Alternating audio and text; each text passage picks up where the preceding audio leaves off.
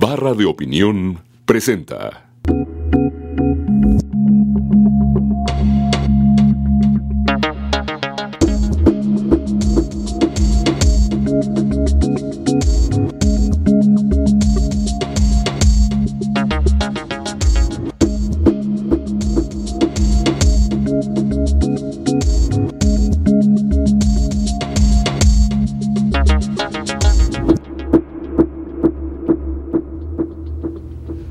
Muy buenas noches, bienvenidos a esta emisión de Entre Tres.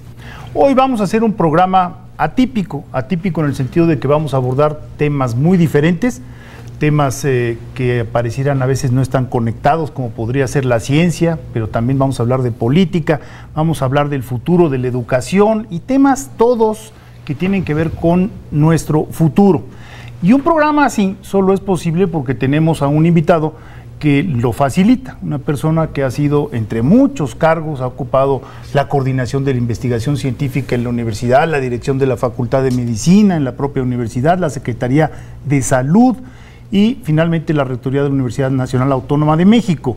Ese hombre es Juan Ramón de la Fuente y lo hemos invitado para platicar con él, para escuchar sus puntos de vista sobre la muy cambiante situación de nuestro país en el contexto internacional. Juan Ramón, bienvenido, muy buenas noches. Buenas noches, gracias Federico, Jesús, Carlos, es un gusto como siempre estar con ustedes.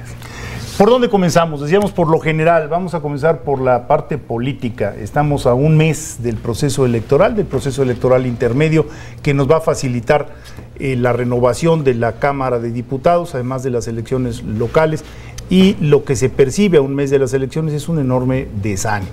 Recientemente un diario de circulación nacional publicó un dato verdaderamente alarmante y es que 10% de los potenciales electores piensa en anular su voto, lo cual resulta verdaderamente pues alarmante, diría yo, que exista de entrada una actitud de desánimo, por decirlo menos. Eso además de otro tipo de situaciones de confusión del electorado alrededor de las opciones, de una inundación brutal en los medios de comunicación de spots que al final de cuentas pues, nos están diciendo bastante poco, de carencia de debates, de mucha confrontación entre el Instituto Federal Electoral y el Tribunal Electoral, en fin, como que hay un ánimo no particularmente alentador. ¿Cómo ves la situación, Juan Ramón? Pues muy en esa línea, Federico, que tú señalas. Yo creo que en el mejor de los casos, yo diría que a unas cuantas semanas hay una gran incertidumbre.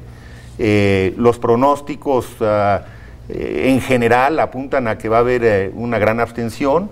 Yo en lo personal pienso que hay que ir a votar. No me parece que sea una buena estrategia para la democracia el ir a anular el voto. Esto finalmente no acabará más que beneficiando al partido que más votos consiga, pero también es muy entendible este desencanto.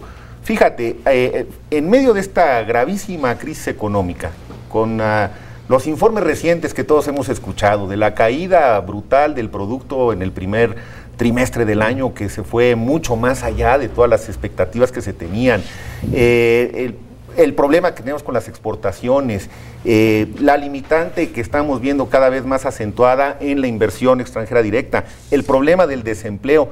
Bueno, cuando la gente finalmente percibe todo esto como lo percibimos cotidianamente y vemos lo que están gastando los partidos políticos, unas campañas costosísimas, con spots que dicen honradamente muy poco, con una propaganda más bien vacía, de formato hueco, y bueno, pues entre ellos con su natural fuego cruzado propio de los procesos preelectorales. Yo creo que a la gente no le interesa eso, la gente está preocupada por otras cosas y esto explica en buena medida este desencanto.